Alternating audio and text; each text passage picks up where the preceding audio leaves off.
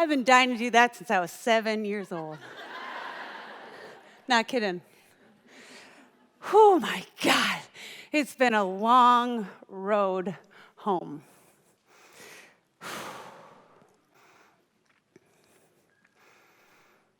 You know, I say a long road home, and when I was thinking about how I'm going to use this half hour here at the Girlboss Rally, partnering with Tresemme, this is a dream come true for me. This is a big deal. Professionally, yes, but personally, this is an IOU to my younger self. You know, I think of little Lauren, Lorzy, Lore, as my older brother David called Egghead. I think of her, and today she's proud. And that's a huge deal for me.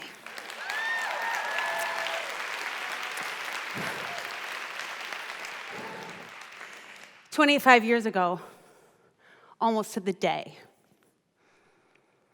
I was curled up in the fetal position on the floor in the corner of my mom's bedroom, rocking back and forth, shaking like a leaf from the inside out and crying the most desperate cry. I remember it like it was yesterday, like I can't believe it was 25 years ago. I was there looking up at my mom.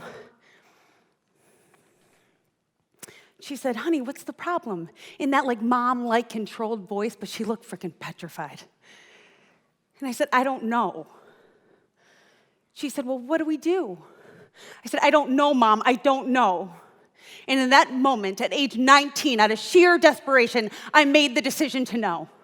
To know everything there is to know about the problem, to deeply understand the solution, not only for me, but for all of us, and that's why I'm here.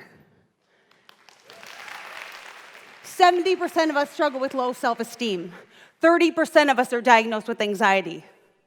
Depression is diagnosed in women at twice the rate of men, and suicide rates in women have increased big time in recent years.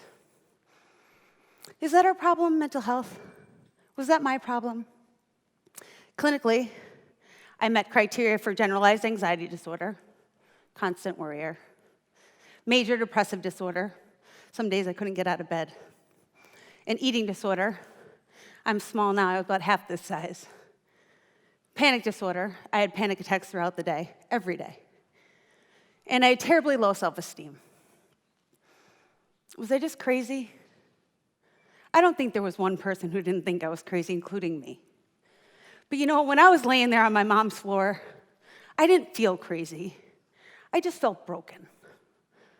I just felt broken. And that desperate cry, it wasn't a sad cry or an anxious cry. It came from the core of my being. It was a deep soul cry. It was the cry of my 19-year-old spirit dying. You see, when I was born, I came big.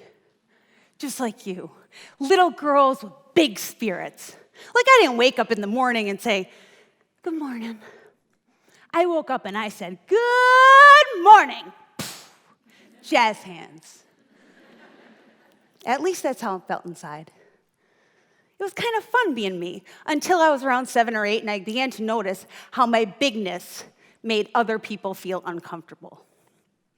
It seemed the bigger the pow, the more strenuous the eye roll. And in no time, their discomfort triggered my own. I had this little voice in my head that would say, "Lauren, stop it. You look stupid. They think you're weird. Tone it down." I hated how it felt to be me. Everywhere except for the dance studio. At the dance studio, the big, the pow, the jazz hands, they were welcome. The music played, and the bigger, the better. What relief. So I did what any good girl with a big spirit would do. I minded my pow all day long, made myself small to make other people feel comfortable, learned to say a groggy good morning, and saved the jazz hands for about 3 p.m. when I'd rush from school to the dance studio where I could safely be me. It felt like coming home to myself every single day.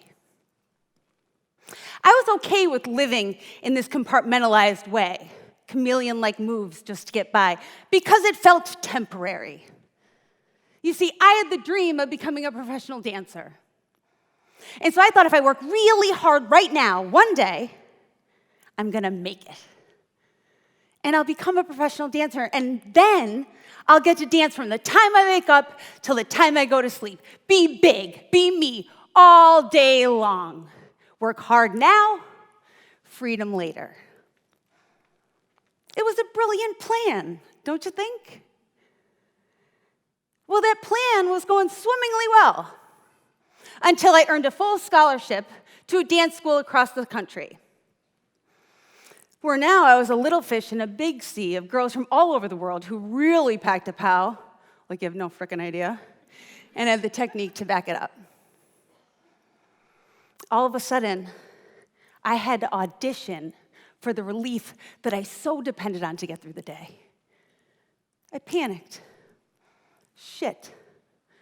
What if Susie from Omaha, that one with the skinny legs, what if she hits the glory pose better than me? What if Kate from New York City, the one who looks like a fucking ethereal goddess, and fouette turns like nobody's business? What if she takes front and center? What do I do then? It seemed like my life depended on perfection. If I mess up even a little bit, I may never have the opportunity to come home to myself again. The stress was overwhelming. And as it increased, so did that little voice in my head. Lauren, stop it, you look stupid. They think you're weird. She's better than you. You're overrated. You're a fraud. They know it, and you look like a fool.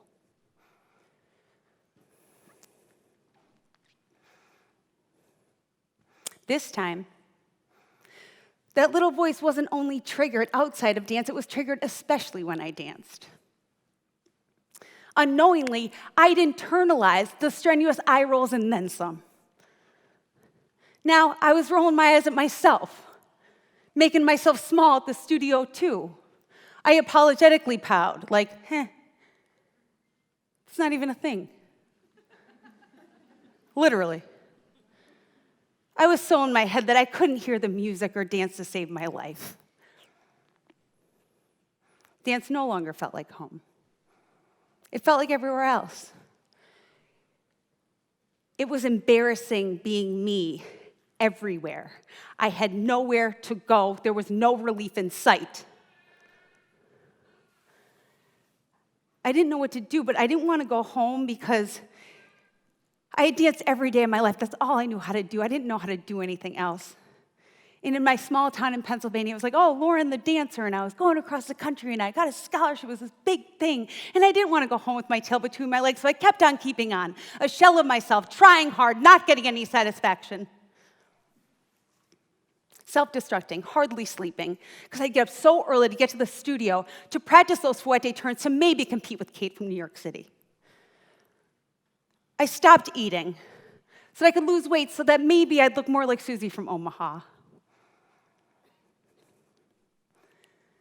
On the days that I actually got out of bed and got to rehearsal, I had panic attacks throughout the day. It just wouldn't quit. I did it for the remainder of that year and the next until I just couldn't take it anymore. I felt like I was dying. I think I was. So I got on a plane. I flew home to Pennsylvania with my tail between my legs. I went to my mom's house. I walked into her bedroom, fell onto the floor, curled into the fetal position, and cried that desperate soul cry until she came home. And that's when I made the decision to know something other than nothing. I quit dance, transferred schools, changed my major to psychology, and vowed to myself to do whatever I had to do for as long as I had to do it, to not only survive, but to thrive. Surviving came first. I chose to become a psychologist not because of all that it was, but because of all that it wasn't. It wasn't risky or scary. I didn't have to audition. I didn't have to wear a freaking leotard, thank God. I just had to follow syllabus after syllabus after syllabus after syllabus after syllabus after syllabus and then some. But in the end, I could live a fine life with an office in my hometown It was so comfortable, just blocks away from my cool mom. I'd work from 9 to 5, go home, eat some meatloaf, watch a TV show, and go to bed. It seemed easy in all the ways that I needed life to be easy. That little voice in my head could rest and not ruin me. It was a brilliant plan B, don't you think? When I first started seeing patients, I started by seeing everybody under the sun, boys, girls, men, women, everybody. And I did exactly what I was trained to do. In boring gray slacks and dreadful black shoes, like they weren't high and they weren't flat, they were just kind of like there. Those. I wore no makeup on my face and wore my hair pulled back so as to not distract from the work.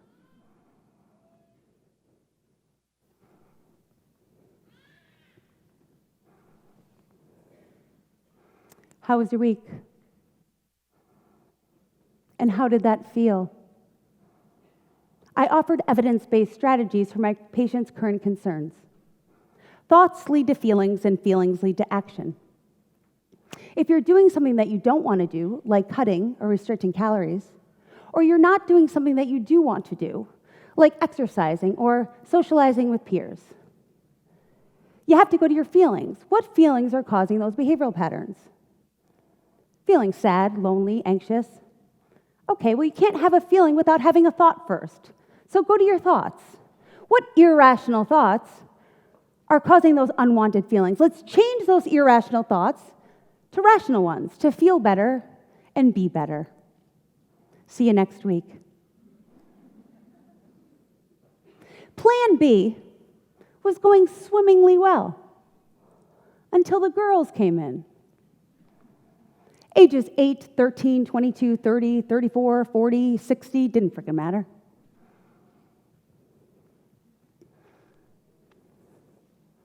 How was your week? I never had to ask, and how did that feel? It'd go like this. How was your week? No shit. No shit. The negative thought patterns that they were having that were leading them to feel all these unwanted feelings, sad, lonely, anxious, less than, unlovable. Too much, not enough. And leading them to do all sorts of self-destructive behaviors like restricting calories, exercising like they were getting paid to do it, procrastinating like they didn't care, drinking, drugs, dudes, toxic relationships, whatever. Those thought patterns were not only the same as one another's, they were identical to those that I had experienced 20 years prior. Too much, not enough. Your thighs look huge. Annoying. Too big, too small, fat. Too loud, too skinny, overrated. Everyone liked Susie better. I was kind of like, how the fuck do they know Susie? Like, that bitch is still at it. And when they cried, even if they met criteria for an anxiety disorder or a depressive disorder, it wasn't a sad cry or an anxious cry. It was that deep soul cry. It hit me. Oh my God, their spirits are dying too. I didn't know what to do. I had to think fast and intervene hard. Looking into their eyes, I could feel that old pain, but this time, I had enough distance and earned insights to see them clearly, me clearly, the problem clearly. I was like, oh boy. With this new informed perspective, with these experiences that I had had since, I went back to everything that I had learned in my training. I went back to all of the literature on self-esteem and looked through everything else too, but this time through a feminist lens. Holy shit. The problem was all of a sudden, and almost 2 decades later, as clear as day. And I knew exactly what to do. It was like, whoo, woo-hoo. I literally wanted to call my mom and be like, hey, Ma, you know that problem? Well, I do, and I know the solution too, but the poor lady probably would have thought I went nuts all over again. So I let her go. But these girls were not crazy. They were not crazy, and that little voice in their heads, it was spewing inaccurate thoughts that caused them tremendous pain. But those thoughts were not irrational, they were learned. They were learned. You hear me, we are not crazy.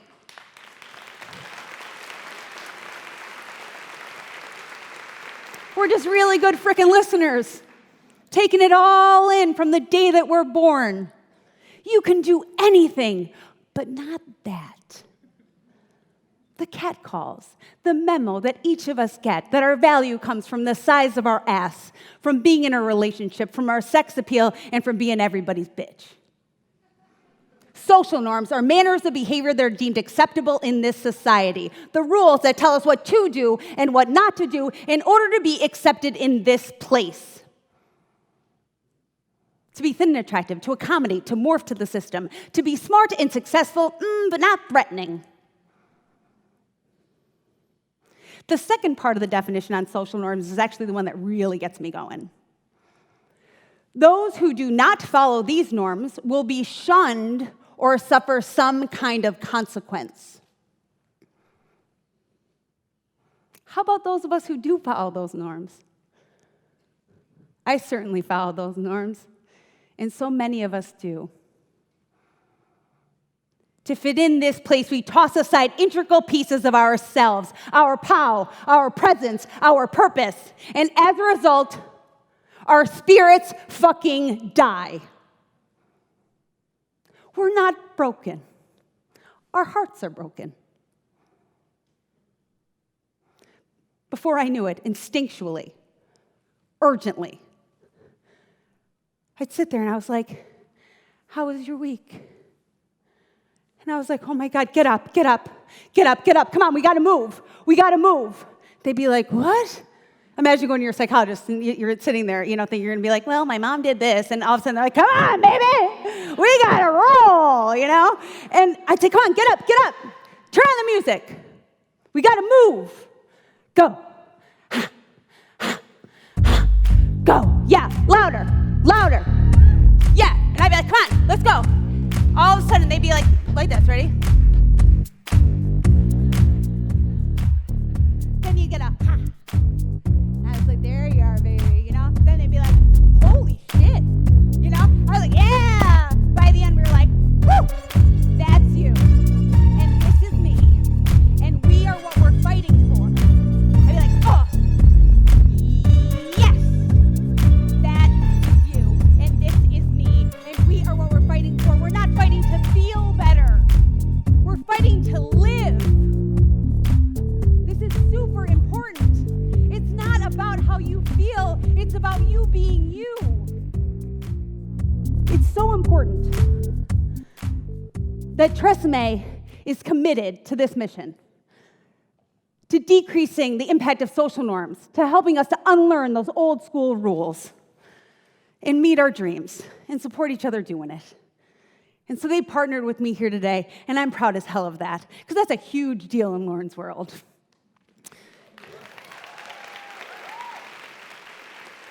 They partner with me here today to bring you my hard-won solutions, taking 2 steps forward and 10 steps back for decades until I nailed it.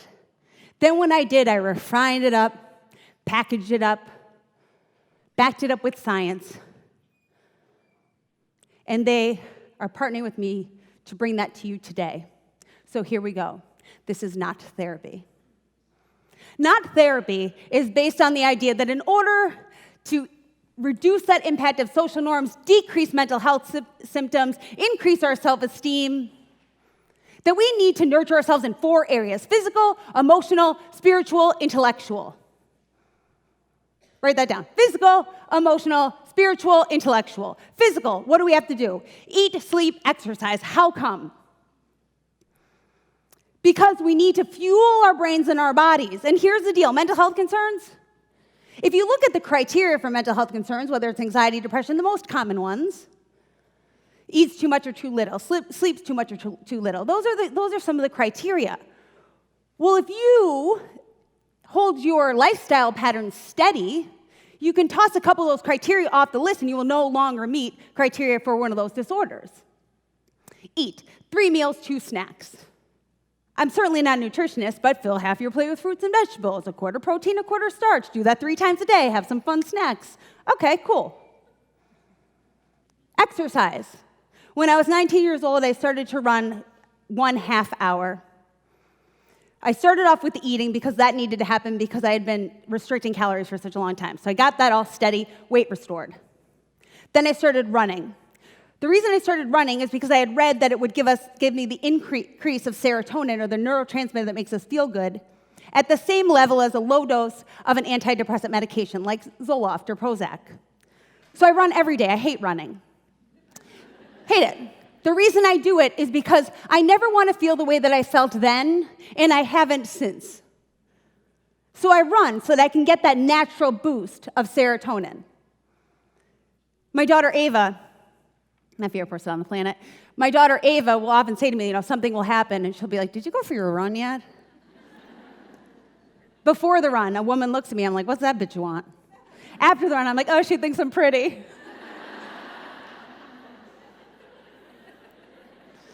We eat, we exercise, and we sleep. Sleep, so underrated. We need 8 to 10 hours of sleep, and not one person in this room gets it. But recent research says that, we used to think that mental health concerns, that, sleep problems were a result of those. Well, what we're recognizing now is that if you don't get the proper night's rest, not only does it throw off your eating and your exercising and your mood and your anxiety levels, et cetera, but it can actually lead you to experiencing more of those mental health problems. So eat, sleep, exercise. We start that to level out the baseline. Oftentimes when I do that, girls and women feel better already. I'm like, oh yeah, it was brilliant. How about it? Emotional. Every single one of us have both a positive and a negative thought voice. Every single one of us. Positive and a negative thought voice.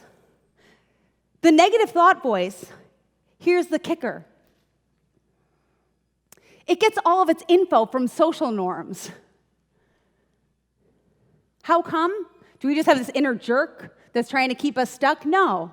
It's because we're spiritual, connected beings having a human experience, not vice versa. We need to connect with one another in a meaningful way in order to feel good. And so what that negative thought voice is doing is it's trying to help you to fit into this place because it recognizes that we need connection.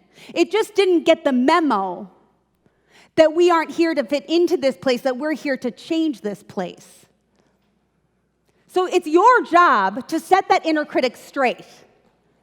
Because here's the deal. You are neither the positive or that negative thought voice.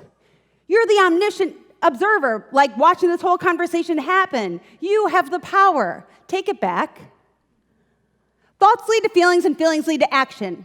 You want to change something you're doing or not doing, go to your feelings. What feelings are you having? Go to the thoughts. Whenever you check that negative thought voice, I guarantee you that the ones that keep you stuck are fueled by social norms.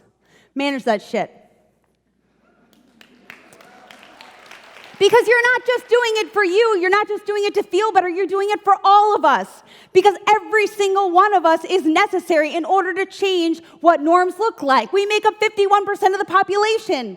If each one of us can stand in our power for all of us, we change the norms for ourselves and future generations. This is super important stuff.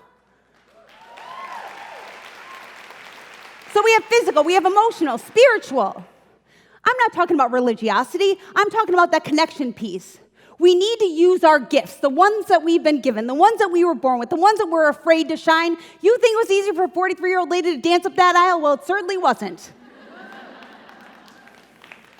Use your gifts in order to connect with your community. Use kindness in every single interaction. Everyone. The Uber driver, your mom, your sister, the coworker, the jerk, all of them. Kindness starts with you, and you can choose to have kindness in every interaction. You will have a better day for it. And intellectual. I added this one to the program a little bit later in 2014. And the reason that I did that is because, I had studied this same discipline for such a long time. All I did from the time I was 4 until I was 19 was dance. I didn't really focus on my schoolwork. It was just like, I got to get to that studio. Thank God. And then after that, I was like, screw that, man. I'm going to hit the books. I got to figure this out. And then I did that. But, as I was doing this program, I was thinking, you know what? There's a little something left that I haven't really figured out. I often do have some social anxiety, and it's because I don't feel like I have very much to talk about. I know a real lot about a real little. So I gave myself a challenge. In 2014, my New Year's resolution was that I was going to watch 1 TED Talk a day. Now, there were rules. I could only watch 2 talks a week in something that I was interested in, and the rest of the time, those other 5 days, it had to be something that I wasn't really interested in, didn't know anything about, and here's the deal. If I really wasn't interested in it after the 20 minutes, okay, whatever, it's 20 minutes. How many times a day do I waste 20 minutes? Especially now with social media, right? Go down that rabbit hole. But if I was interested, I'd go look up articles, go buy a book, whatever, and then the social anxiety did decrease. And it did help me to connect with other human beings in a meaningful way, because I'd go somewhere and I wasn't like, oh shit, I don't know anything. I was like, well, I just watched a talk on that last week, let me just tell you.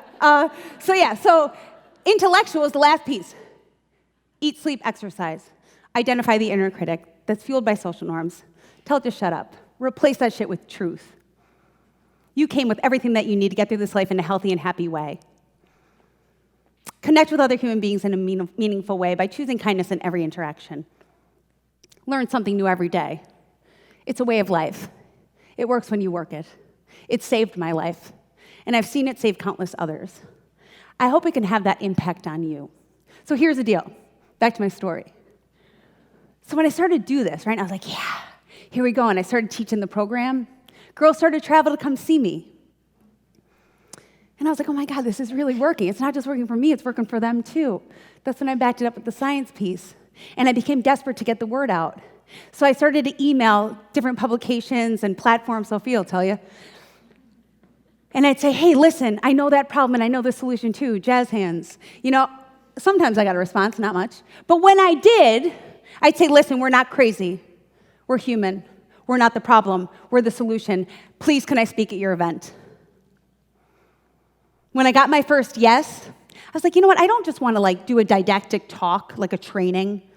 I want people to feel themselves. I need to awaken those spirits. We're freaking dying inside here. So I went back and I researched pagan rituals and old school women's dancing circles and created the ceremony. The ceremony is a ritual with singing and dancing and chanting, and of course, teaching all the evidence-based strategies that psychology has to offer. The workshop where we have breakout sessions where we do art and poetry and music and dance, and of course, all of the evidence-based strategies that psychology has to offer. And now here I am, 25 years later, knee-deep in Plan C. That was never actually a plan at all. I like to think that the C is for calling.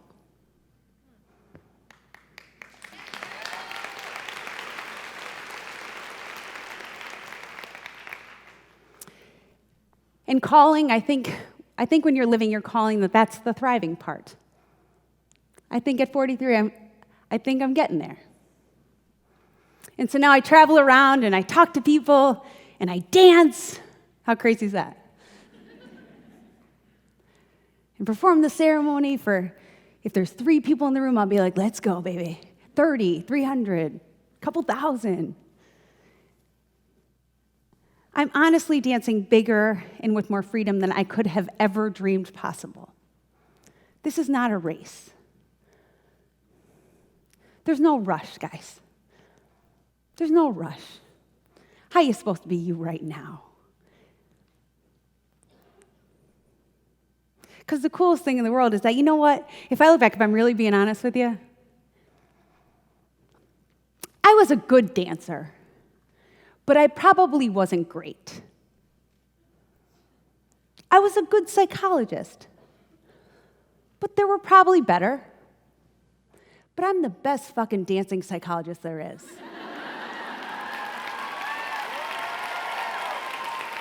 And that's because I'm the only one. Because I'm the only me. And you're the only you. And that is your power. It does not depend on the career you choose. It depends on you bringing you into all you do.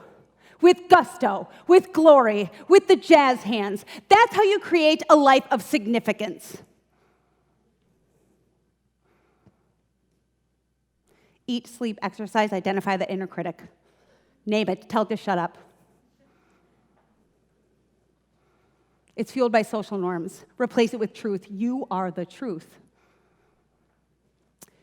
Connect with people in a meaningful way. Connect with your community. Use kindness in every interaction. Learn something new every day.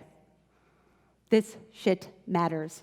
You're not crazy. You're human. We're not the problem. We're the solution. Remember, you're not doing it for you. You're doing it for all of us because we together can create the new norm to change what it looks like for ourselves and future generations. Will you all say the pledge with me? You ready? Our power is in our presence. Our duty is to get here. Together we pledge. And yell it. Yell it, like I want to hear it. For ourselves and for one another. We will not allow society to prescribe our value. We will not accommodate seeking comfort. We will not make ourselves small. We will emerge from all that's valued in this place to stand in our power together. Let's take up space, use our voices, stand in our power, and change the fucking world. Thank you, Tresemme, for believing in this mission. Thank you, Sophia and Girlboss, for bringing this little girl with a big spirit home to herself and front and center on this main stage where she has always fucking belonged. Woo! Yay!